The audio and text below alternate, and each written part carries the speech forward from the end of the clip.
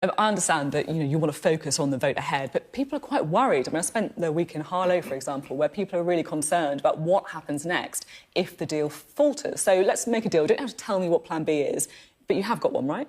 Well, look, the important thing right now is to convince people otherwise. I mean, I'm not going to get into, will we do this, will we do that, will we do the other?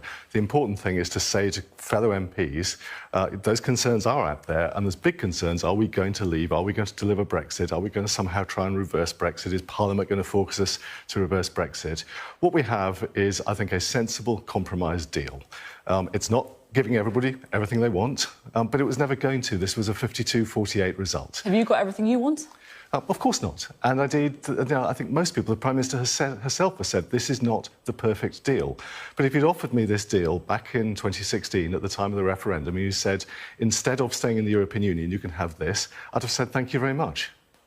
At the same time, though, I understand you don't want to get into the details, but if you don't say what your Plan B is, or at least give the implication that you have a Plan B, then other people will step into that gap. And the Sunday papers are absolutely full of MPs from different parties coming up with their own Plan Bs, stepping into the void that's been left by your government. Well, I don't think it is a void at all. The government's coming forward with a proposal to the nation, a proposal to Parliament that says this is what we think is the best compromise deal that enables us to leave us good friends, good neighbours, on good terms with the European Union, carry on trading with the European Union, and at the same time get the benefits of Brexit, being able to forge our own trade policies, to leave the single market legislation, to leave the customs union, to leave the common agricultural policy, to leave the common fisheries policy.